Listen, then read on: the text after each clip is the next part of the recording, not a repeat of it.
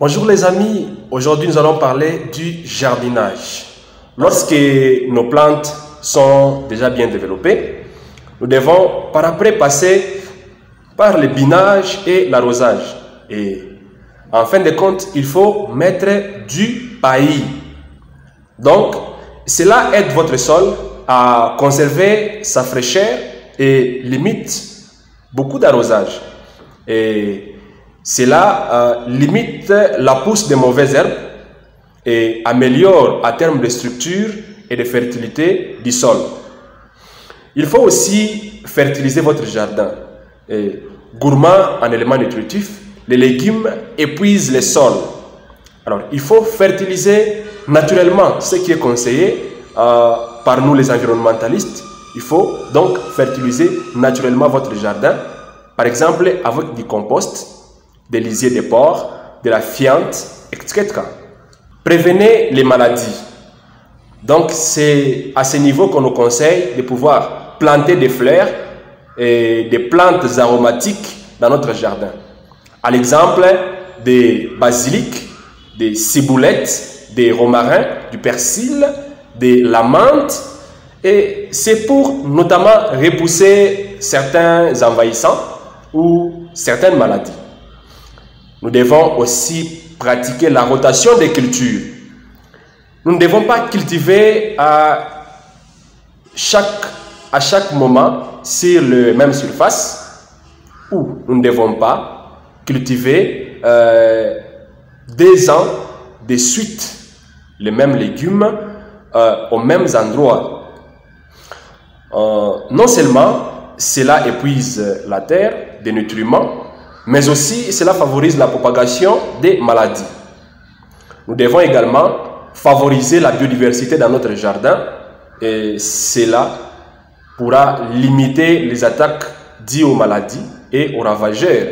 C'est-à-dire qu'il faut tolérer dans notre jardin la présence de certains animaux tels que les grenouilles, les lézards, les crapauds, etc.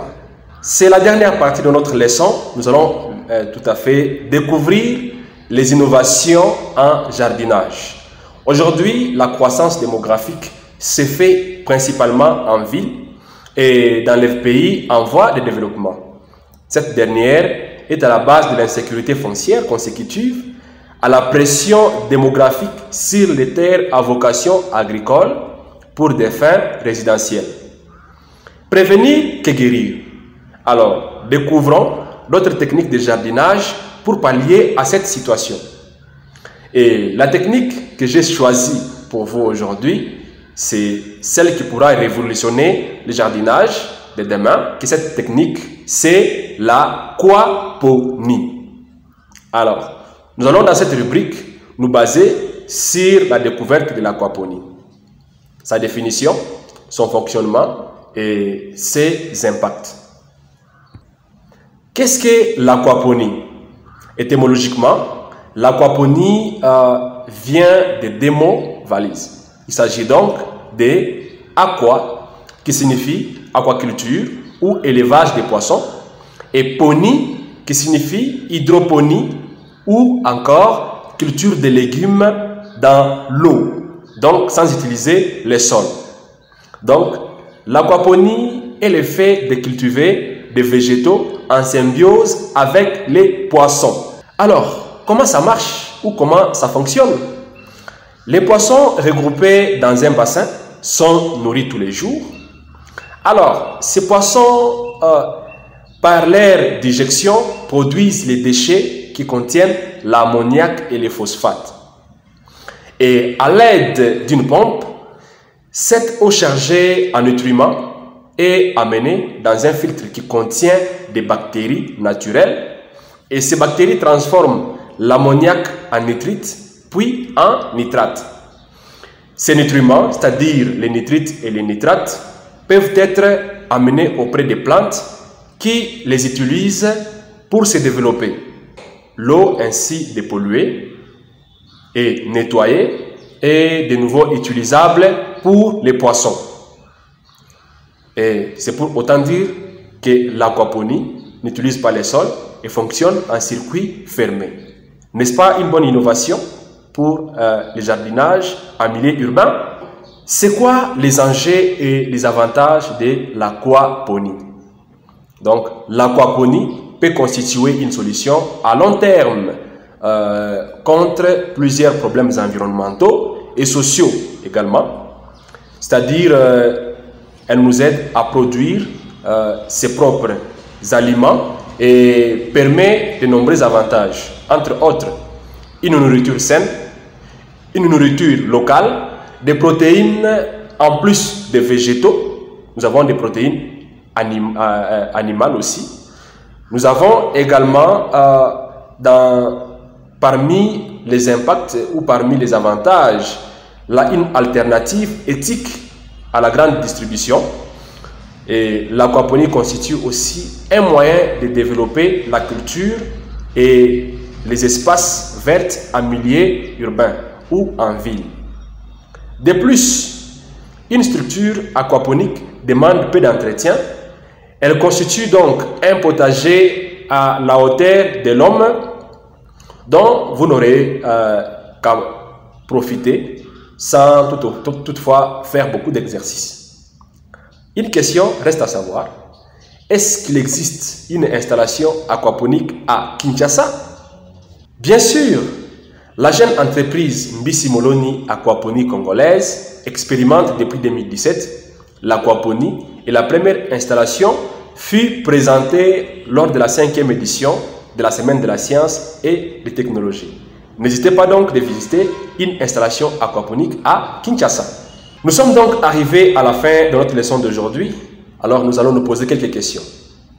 Pour réaliser un jardin, combien de catégories d'outils avons-nous distingués? Lesquels? Et citer quelques-uns. Nous avons appris aujourd'hui que chaque activité au jardin nécessite les outils bien spécifiques.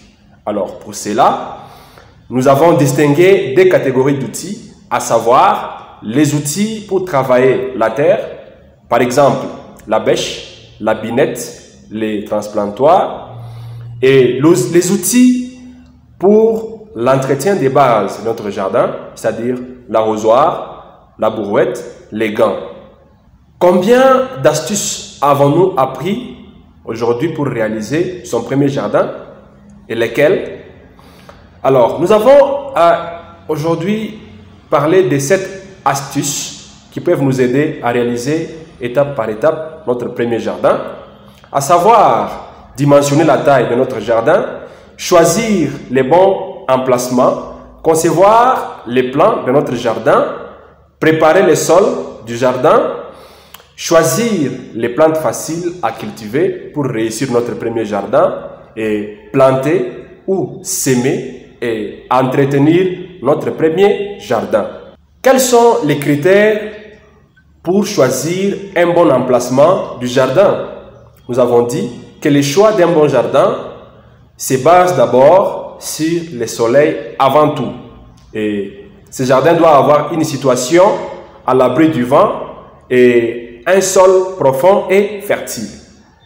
Pour terminer, c'est la dernière question, les enjeux et les avantages de l'aquaponie. Nous avons parlé que l'aquaponie nous offre une nourriture saine, une nourriture locale. Elle nous offre également les protéines animales en plus des végétaux. Nous avons aussi dit que l'aquaponie, c'est une alternative éthique à la grande distribution. Nous avons aussi appris que l'aquaponie, c'est un moyen de développer la culture et les espaces verts en ville. Merci.